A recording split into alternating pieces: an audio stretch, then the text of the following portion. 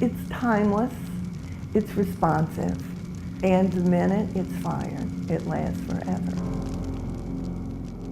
There's nothing more gratifying than to take a thought and figure out how I can make this a 3D piece of art. When it comes to clay, there's something spiritual about it. Clay, when you think about it, is one of the oldest forms of artistic expression and utility in human existence that transcends age, race, ability level.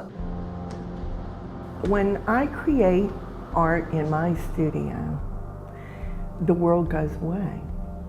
We really can express not only our artistic ideas, but we can use clay to express our innermost feelings, emotional, spiritual, psychological space.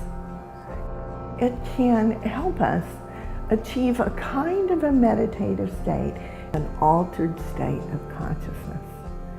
And it's a very nice altered state. And we want to get there and go there as often as we can. I sure do. We're ready for pots, so just bring them on and I'll load them in.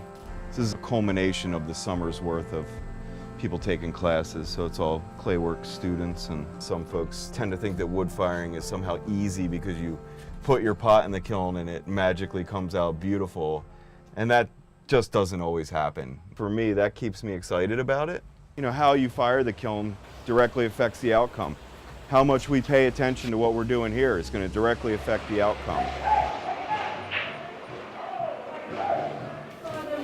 Good morning, man. Good morning.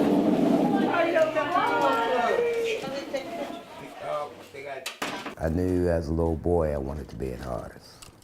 Okay. What you need, some paper? Who needs a tool for scoring? By the time I got to school, it was the teachers who really took notice and what I could do. I remember, and I never forgot what that did for my self-esteem. Coming out of high school, I was distracted, wanting to fit in, not really having any role models that I could actually reach out and ask for advice. Somewhere along the way, searching for myself, I got distracted.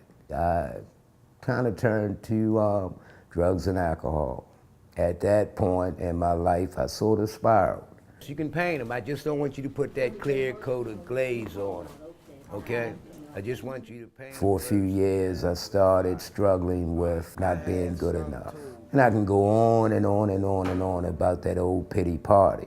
However, I never forget 20 years ago, I had gotten to a point in my life where I remember in prayer and meditation asking God, just give me a life, and I accept it any way that it comes.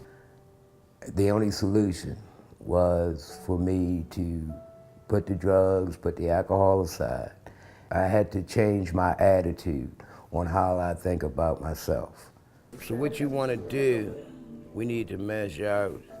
Coming off of my addiction and feeling bad for myself, I decided to get back into clay. My youngest sister girlfriend over a Thanksgiving dinner had said, you ought to go over to Baltimore Clay Works. You know, I see the work that you have here. They teach clay, and they're really good, and it's over in Mount Washington. And they had offered me at the time a job teaching clay in the communities. That's how this whole journey at Baltimore Clay Works happened. For me, that healing process is not just about working with students and you create projects in art. It's about building character. Year after year, people always talk about how wild and how crazy and disrespectful some children are. If you live and work in a lot of the communities that I'm used to being in, you would understand that it must be frightening to wake up on a daily basis and out of 40 homes in your block, only 3 are occupied. It has to be utter hell to walk 2 blocks out of the way to go to the store because there are kids in your neighborhood who might beat you up, rob you, or even kill you.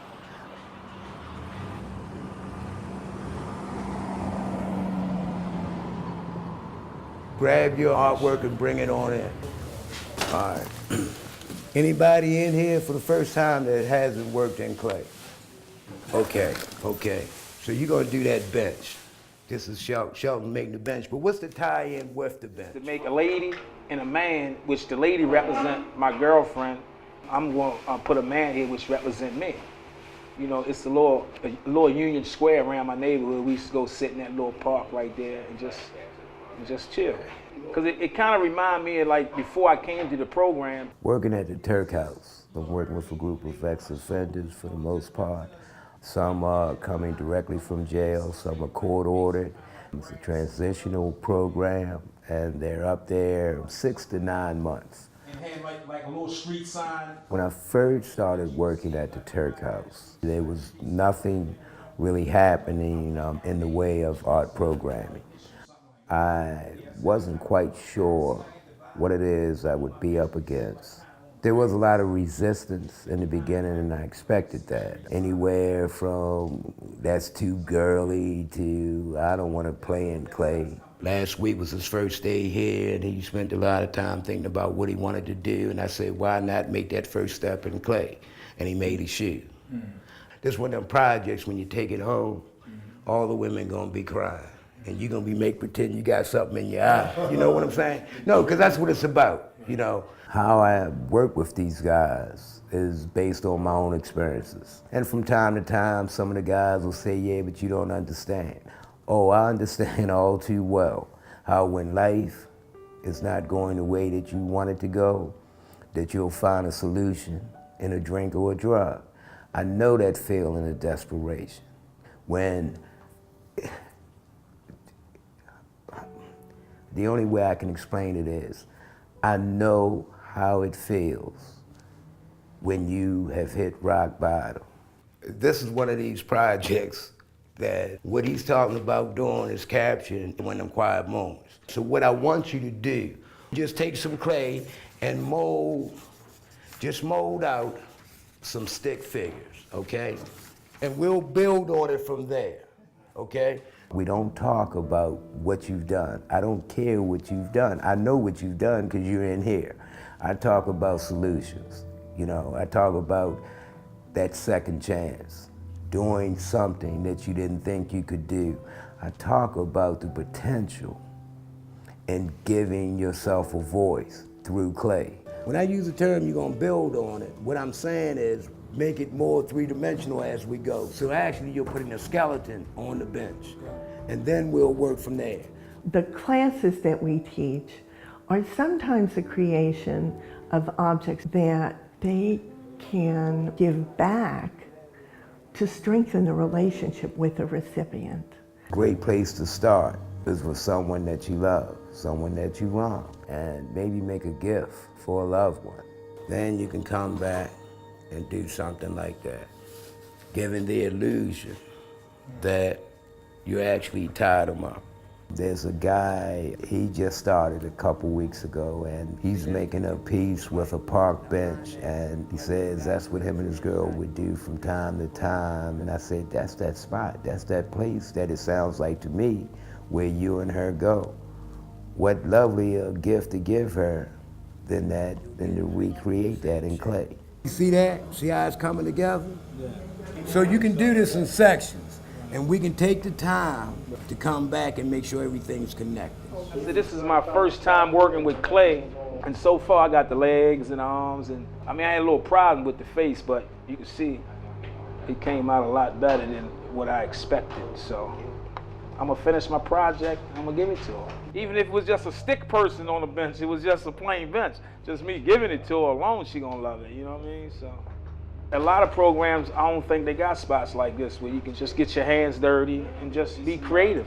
So let's pick up these pieces. So what we're going to do is we're going to take the fork and we're going to scratch this area right here. The human condition is to make mistakes. the folks we work with are getting second and third chances. I think that's one of the reasons that we find such resonance in the work at Turk House. Whether it's death or addiction, all of us have been subjected to the fires that life brings us. And the kiln is the trial by fire, literally, where our mettle, our strength, is tested. And how we come out of that kiln, how we come out of that fire, shows us what we're made of. And we're not finished until we go through a few firings. Throw a stoke in the second chamber. One of the reasons we wood fire is because it's so distinctive from other forms of firing. The wood-fired pot shows the process. There's always a huge element of not just risk, but randomness and happenstance. And sometimes that happenstance turns out so beautiful that it's unduplicatable.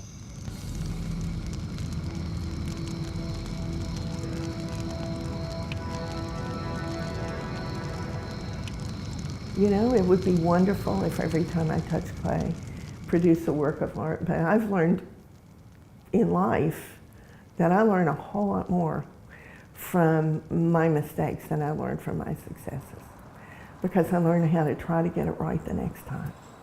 This class is going to focus on the internal while we learn to make the external. And we will think about what clay is teaching us and what we are learning from it. I think it's important to get a few second chances in your life. A lot of folks don't get a second chance, or they make the error that's so critical. One thing that I've realized over my lifetime, some things that we do in life, we do not out of harm, not out of just being plain mean. It comes from us not realizing how we affect other people. So I set simple goals for myself. One, I wanted to be the son that my mother always deserved.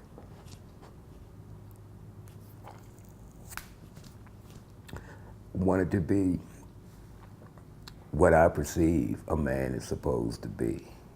Just a little piece of clay.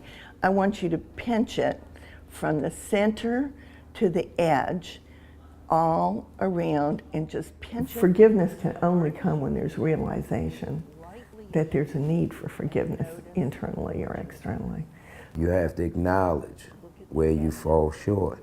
I think it takes a little while in human development to get up to that place where you can feel confident in yourself enough to say, I screwed up this one, guys. I damaged my reputation, my relative's life, my child's opinion of me. I don't want to go back to that life where I created difficulty. I want to change. Let me try again.